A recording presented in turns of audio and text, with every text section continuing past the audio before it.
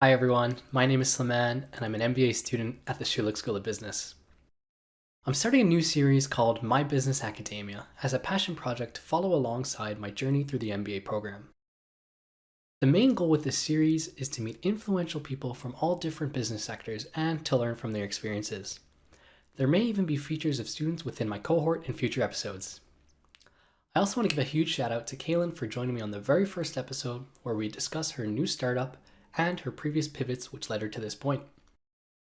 Thanks for stopping by, and on to the episode. Welcome to the pilot episode of My Business Academia. Today we're joined by Kaylyn Morton, and I've been looking forward to this moment since the alumni panel during orientation week, so thank you very much for joining us today. My pleasure. Happy to be here. Good to hear. All right, so we're going to talk a little bit about your experiences in the past. Before that, do you mind just giving a little bit of a kind of what you're doing like these days on a day-to-day basis?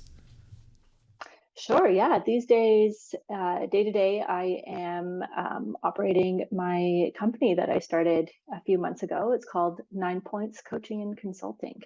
So, day to day is just a mixture of business development, talking with leads, creating programs, facilitating groups, coaching one on one, and figuring out how to do the accounting.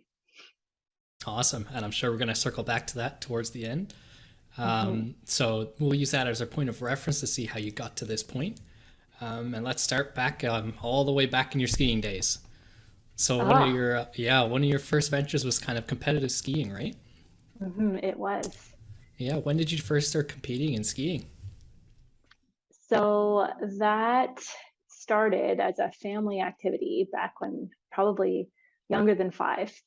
And my dad used to race us down the hill. He would always give us a head start, and then because he's competitive himself, he would never let us win. But he really remembers the day that the head start that he gave me, he couldn't catch up.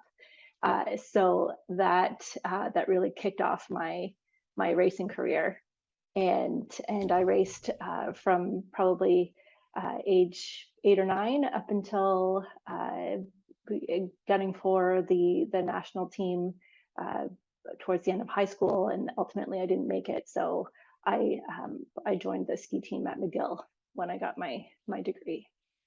So did you realize you were like that good at skiing from that young of an age? It was just something natural that came to you. It was definitely a drive and a source of confidence, because yes, I was naturally good at it, and I absolutely loved it. Uh, and and it was kind of a neat thing. I mean, I was competing uh, towards the end of it. I was starting to compete pretty much every weekend, and we would train um, on actually no, it would be 4 days of races. So it would be Thursday, Friday, Saturday, Sunday race, and then Monday, Tuesday train, and Wednesday I would go to school. So I was down to just 1 day a week of school and making up for everything else before and after skiing. And then ultimately my last year of high school, I didn't go to school at all. I did it Oh wow. completely through correspondence. hmm Wow, that sounds fun. So it was I'm sure a lot of a people would like to do that, yeah. kind of miss Oh out on yeah, it was school and really just go great. skiing. But Well, I kept up with it all. yeah, It was a really great boot camp for time management and being, a self starter, and figuring things out, because I didn't have a teacher really to help me figure out the coursework. yeah, So um, so I wasn't just slacking off while I went skiing.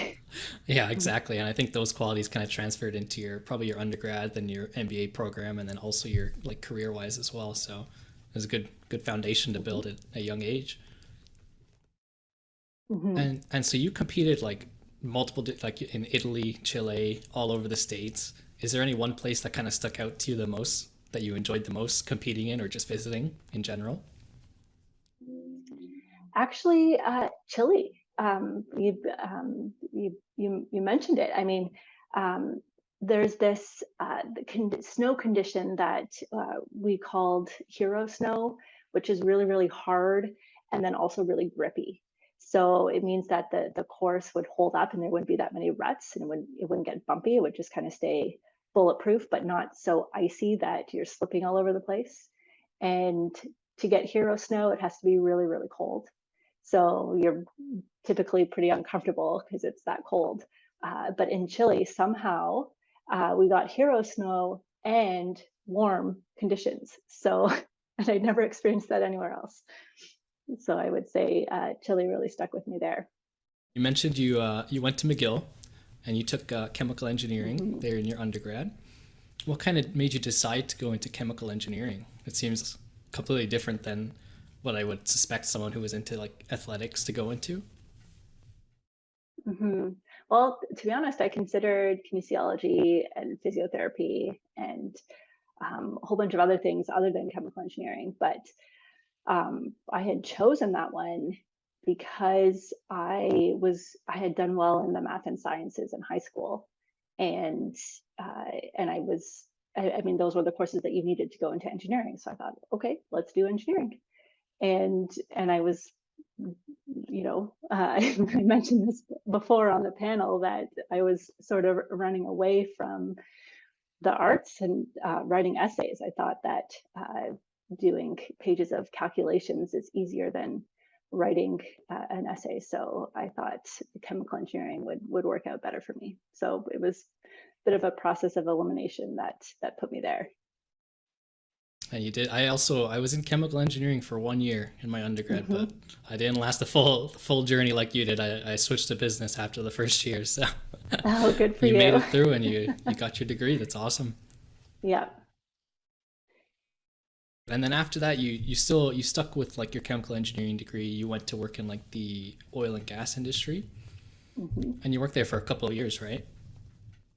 Yeah, actually, I was in there for 4 years. I did it long enough to get my my professional engineering designation, and I actually started the MBA around that time. And the MBA is what kickstarted the next career. So as soon as I got my stamp, I changed career, so I never got to officially use my stamp, unfortunately.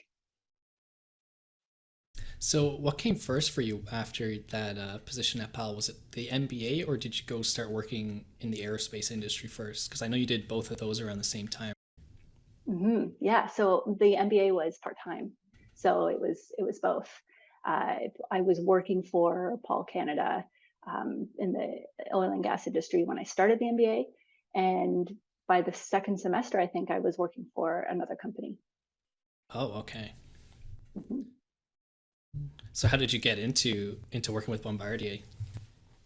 Yeah, so thanks to the MBA, it was one of the first group work, and we were just having a conversation, getting to know each other, and talking about our jobs. And I said, I have a job, but I don't want it anymore. And somebody else in my group said, oh, I have a colleague who needs to hire people. Maybe maybe you want to go work for her. And I said, sure, give her my resume. And just through that contact, through that conversation, I was shortlisted, and then had a great interview with his colleague. And then, within a few weeks, I was now in the aerospace industry.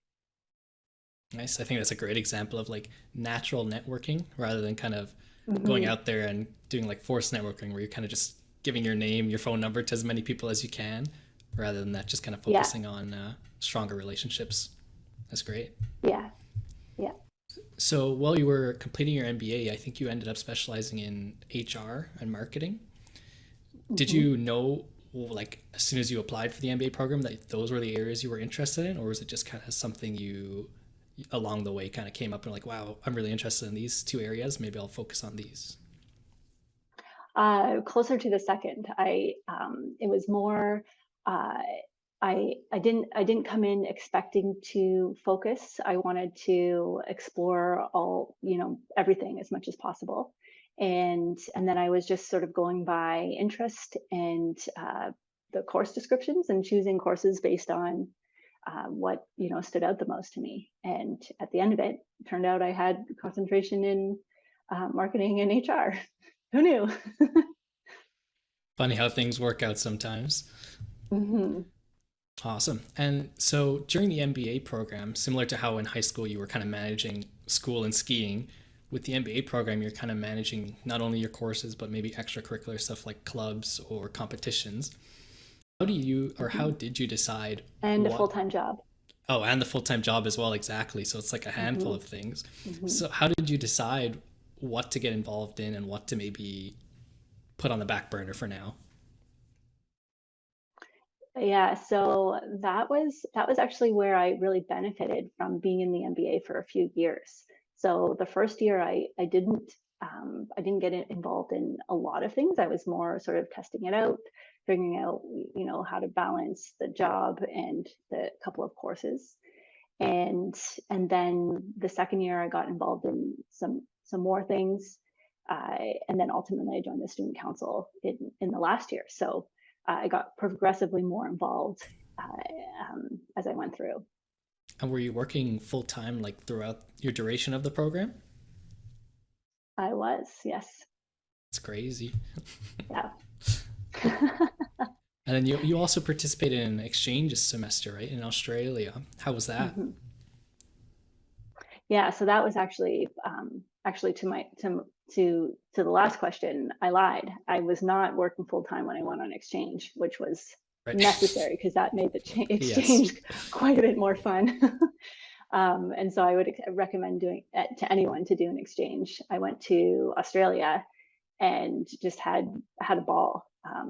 It was I only had 4 courses left that I needed to take, so I had a lighter load. I also wasn't working anymore, so all of a sudden I felt like I had so much flexibility and time to explore the country, to meet new people, try new things, learn, and yeah, it was just a fantastic experience. So in the exchange, are you kind of just placed within another organization, and then you're also taking courses at the same time, or how does that work?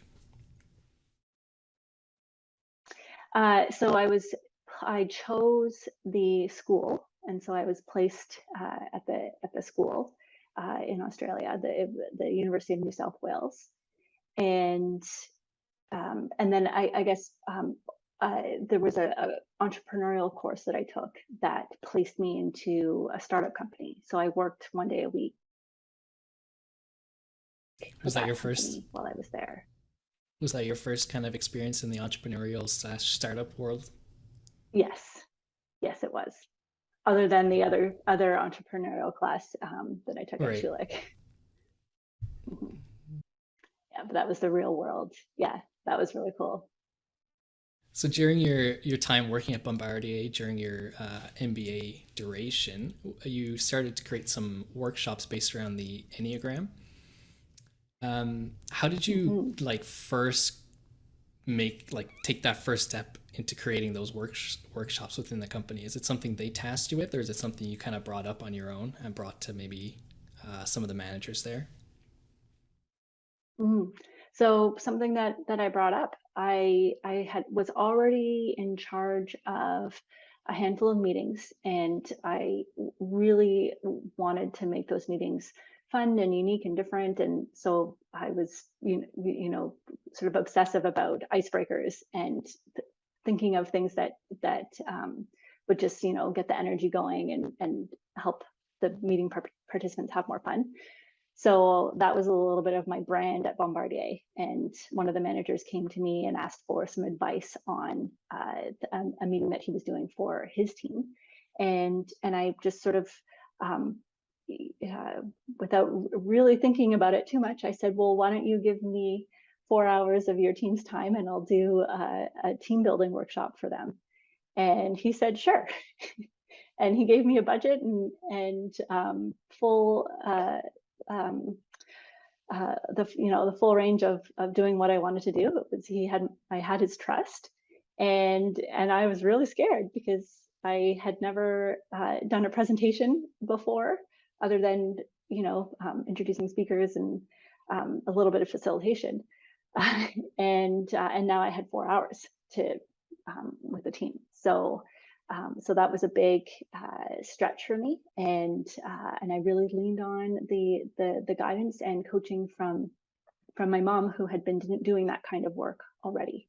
And so I was learning from her, and probably called her many times during the day while at work to talk about the design of the workshop as it was coming together. So it was really great to have her in the background. And the workshops must have gone pretty well because you ended up doing multiple of them throughout your time at Bombardier. Did you Yeah, have multiple within the one team, or was it like multiple different teams that you kind of worked with? yeah, within the department. So Okay.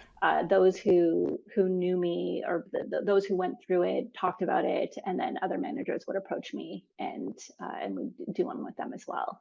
And I was kind of lucky in a way that the company wasn't doing as well that well at the time, so they didn't have a lot of budget for bringing in outside facilitators. So that gave me an opportunity to do this internally. Awesome. And what kind of changes did you notice after those workshops? So definitely the team members, like, right off the bat, they have a stronger sense of uh, themselves, like understanding themselves better and understanding their team members better.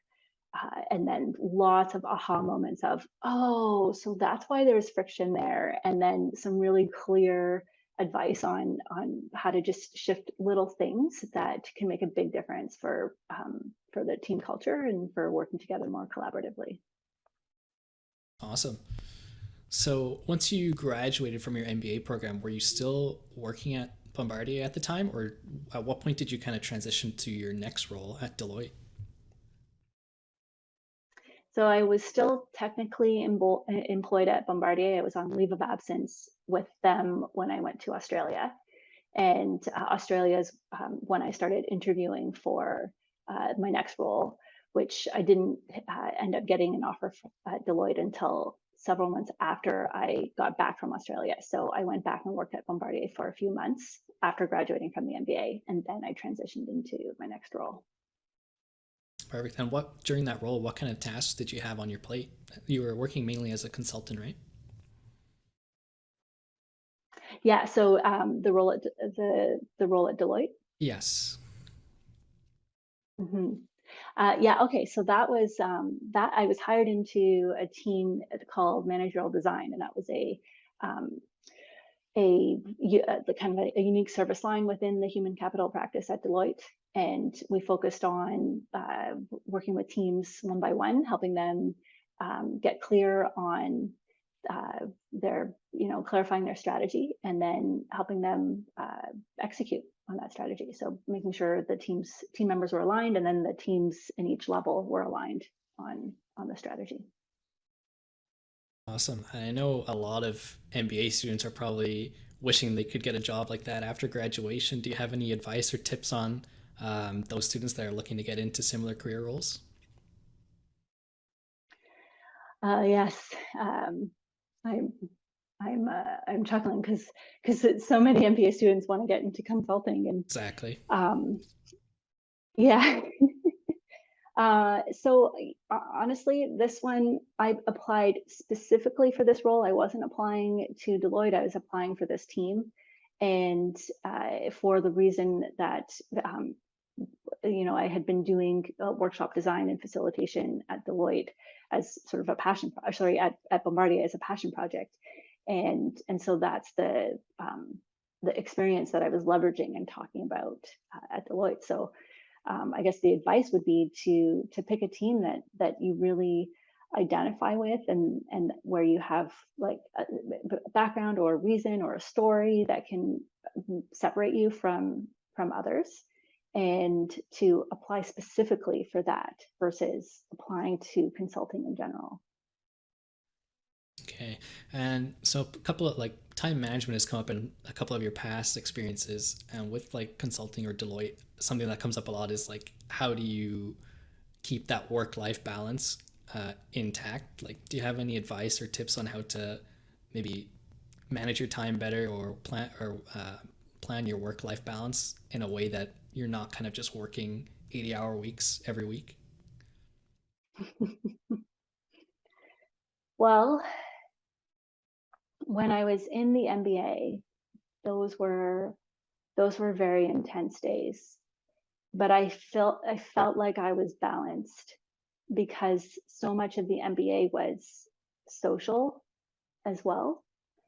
Um, so I would work 8 hours and then go and spend 3 hours in class, and then spend 2 hours after class with the group, because that's the only time that we could meet, and then get up the next morning really early to go to for a 7:30 meeting with advisor at Schulich and another group, and then go to work, and then there's like I don't know, 2 hours in between work finishing and class starting, so I'd squeeze in a workout, and so I was always on the go. There was never time for me to sit, like it was, but I was doing all the things that I wanted. Like I was still maintaining exercise. I was joining, going to the social stuff that was offered in the evenings, uh,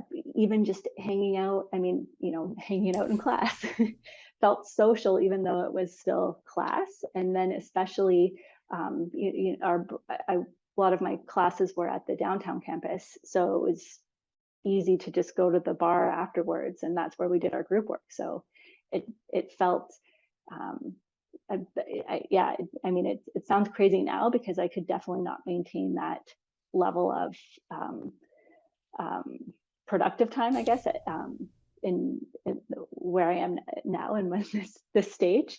Uh, but yeah, I guess what I'd say is it's a mindset. So my mindset was, this is how it is right now, and I'm going, but um, I'm appreciating the moments where we're laughing in class, or moments where we can, yes, we're still doing group work, but we're having a beer at the same time. So finding balance in those little moments, I guess. Awesome. Thank you for that advice. I know myself and a lot of the new students in the MBA program, we're kind of at that point right now where everything's new, but nothing's too overwhelming. But everyone around us is telling us, give Mm-hmm. it a month or two and you're going to be crashing into a wall. There's going to be so many group projects, extracurricular activities you're going to be involved in that you're going to Mm-hmm. have like no time. So I think it's important to keep that mindset on top of mind and just maybe look at the bright side of things, find the social situations in places you might not even think of. So Mm-hmm. that's really important. So we'll fast forward a little bit now back to where we are today. You spent 8 years at Deloitte. At what point did you decide to make that first step in starting your own company?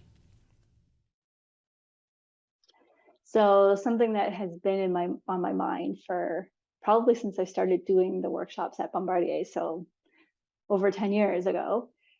Um, and and yes, I was employed at Deloitte for 8 years, but that includes two maternity leaves and another different leave of absence. So um, the so I guess that's to say it was a long time coming. And then going back to the question of balance. I mean, my second mat leave had just ended, and I was transitioning back to working at Deloitte, and I was realizing that I really wanted more flexibility, and it was kind of like now or never. I mean, this is the time where, my son gets dropped off at 4:30 sometimes, from school, and doesn't get picked up to go from on the bus until 8:30. And I used to, start my day at Deloitte at 7 or 7:30, and not even be close to finished at 5. Like 6 or 7 p.m. would be a good day. And so I just can't have that kind of schedule now. I want to be able and available for my kids.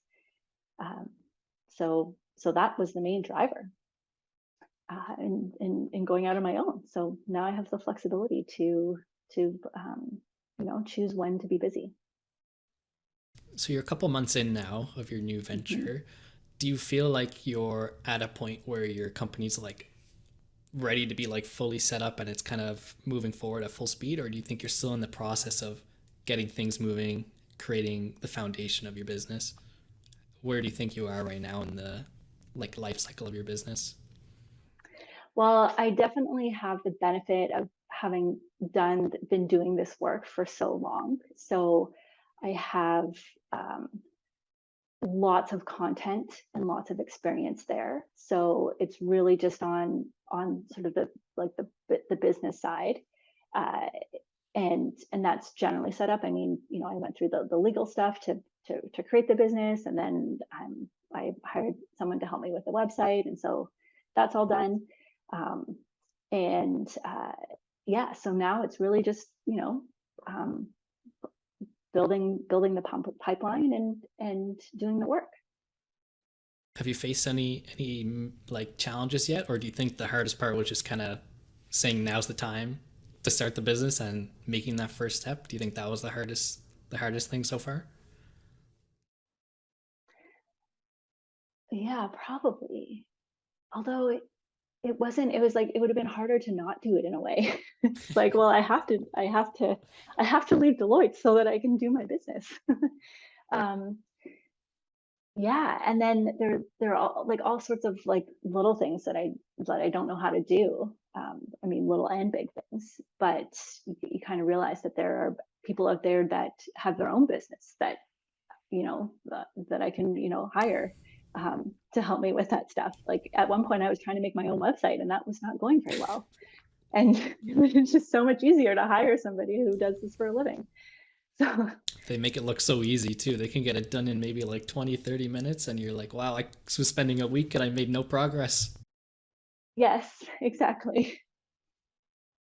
So your company is 9 points, and you're really Hmm. focused around the Enneagram, like typing, like personality typing. Hmm. I attached I took like some quick online test. I took two of them. I sent you my results. Hmm. Did you have a chance to look at those? I did. So what can we take away from uh, like maybe just the results first, and then we'll go into maybe Hmm. what happens when you're trying to learn about your personality typing or your Enneagram results Hmm. from online quizzes that you took in about 5 minutes. Yeah. Well, first, I love that you took two more than one quiz or assessment, um, and they gave you different results, right? Mhm. So right off the bat, taking one assessment and then assuming that that is the absolute answer and moving forward with that is you're missing the opportunity to really take a step back and assess for yourself. So you've taken two assessments and you've gotten two different results, and so I would ask you, um, were you able to do a little bit of reflection on which one you thought was more accurate or more likely your type? I think I'm trying to look at which one it was, but one of them where the 9 scored the highest. It's like it says Hmm. defined by a desire to live in peaceful harmony with their environment. I feel like I kind of align with that one. Hmm. I'm trying not to create conflict, just going with the Yeah. flow, taking things easy. Yeah. And then both of Hmm. them, the number 8 one, I was pretty low on. So that was like my lowest point one. Um, so that one Yeah. was the same, but then the 1 and the 9 were different on both of them. Hmm. So I guess I would ask you, what's more important to you, doing the right thing or having peace? That's a tough question. Um, I'd say overall, probably doing the right thing. As much as peace Hmm. matters, at one point you're kind of sacrificing your own beliefs if you're just trying to maintain peace and not live by your own core values. So I'd say I'm more Hmm. aligned with doing the right thing. Okay. And what pisses you off the most? People who break the rules or people who Yes. are disagreeable? I'd say people that break the rules. I remember some questions related to that, and I would just think back. I'm like, there's so many like simple things, simple rules, kind of that are you take for granted at some point because people just kind of ignore them, and they're like, ah, what's the harm? It's not really, it's not harming anyone, so maybe it's okay. Hmm. So would you tend to see things as pretty black and white, right and wrong, good and bad? I could see them as black and white, but at the same time, I'd see both sides of it. Hmm. So you could see, um,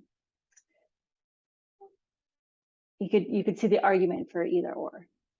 Yeah, I Hmm. think like the one, there's like I don't know what to call it, but there's an example of like the shopping carts and how some people bring them back to the corral and some people just kind of leave them on the side somewhere. Hmm. I can see both sides. I'm like, because on one point you're supposed to leave it in the corral, leave everything organized, but also sometimes you don't want to have to walk back. It's not harming anyone if you just leave it on the edge of the sidewalk or something. I see. So I see both sides, but I still align with doing the right thing and bringing it to the corral. And bring it to the corral. Okay. Yeah. So, hmm, how how are you at expressing anger? I'd say when I was younger, I overly expressed my anger, and over time, I've kind of gotten to the point where I don't express anger at all. Hmm. Hmm. It's all bottled deep So, down. what do you do when you're what do you do when you're angry? Keep it to myself. Hmm. So, and do you think that, well, I guess if one is your home base, that is a common answer. Like ones typically they see anger as a character flaw, as the wrong way to act, and so they tend to hold that anger in, press it down, and as a result, they're holding it in as tension in their body, um, and they might think that others don't know that they're hangry, but others can certainly pick up on that. So it can be a bit of a blind spot for one. So so I guess if I mean I would I'm not going to suggest one type or the other. The other one was nine that was standing out for you, but something to pay attention to and to observe when you do feel anger. How do you respond to it? And if you are holding it in, what is that? What are you missing out on? What um, information are you not listening to that Mm-hmm. your body's telling you? Yeah. And nines don't like to express anger either because that's just creating conflict. So nines are pretty um, they're they're pretty numb to their anger as well, but it's a little bit different because they're numb to it. So the tension uh, ones tend to hold it in, as tension, whereas nines still seem to be pretty relaxed. So when you're meeting with your clients and you kind of go through some of their typing results, first, what kind of things do you do to find their typing? Is it just kind of through discussions and questions, or do they maybe fill out some kind of questionnaires or surveys or things like that? Yeah, so it depends. If it's one-on-one, then I'll do a typing interview where little bit of a intro on the Enneagram and what the symbol means, and then we'll go around and talk about each of the types and take note of the ones that seem to resonate and come back to those, and then sort of narrow it down to one or two or three, and then I'll ask some comparison questions and maybe get to their home base type in that first conversation. But not everybody does. Some people need more time to reflect and really think about it. If it's in a group setting, if I have a team or a larger group of people, I'll introduce the Enneagram and briefly talk about the types. But then I'll do a typing exercise as a group where everyone gets a set of cards, each with a short description of each of the types. And they'll work with the cards to narrow it down. And then they'll sit on a panel for a type that they think might be theirs. And so just like I would ask in a one-on-one, I'll ask the panel certain questions, and those who are that type tend to answer those questions very similarly, which gives them more of a sense that, oh, I think I found my home base. I'm on the right panel. And some people will, realize that they're quite different from the people on the panel, and they'll go back and sit down and they'll try on another panel later. So it's a little bit of trial and error in a way as they go through finding their type. Is there anything that stands out to you about the Enneagram over maybe some other typing, personality typing things like the Myers-Briggs or like the 16 personalities? I know for Mm-hmm. me, the one thing I like is like with the 16 personalities, there's just so much going on. It's kind of hard to narrow down to just one of them. Is there something that stands Mm-hmm. out for you that makes the Enneagram special? So the Enneagram is, um, I mean, they can go hand in hand. Like all of these systems have, can have some, wonderful insights for people that can help them grow and develop and help them work more collaboratively as a team. But what I like about the Enneagram is that you find your place based on your internal experience. So your worldview, the things that you focus your attention on, your patterns of thinking and feeling, and then the underlying motivation for why you do what you do. It's not based on observable behavior. So you can't watch somebody and be able to assess their Enneagram type. You can have guesses maybe, but really your type is, you're the one who decides your type because you're the one that knows what that internal experience is. And and so because of that, you're really going upstream uh, and learning about what goes on before you do what you do. And if you want to change your behaviors to have different outcomes, then going upstream gives you so much more opportunity to make changes. Whereas if you're just looking at behavior, it's harder to make a change because you're missing on the sort of the reflection on everything that happens before behavior. Awesome. I think that's a great sneak peek as to what you're building with 9 points, and I think it's a good spot to end today's episode.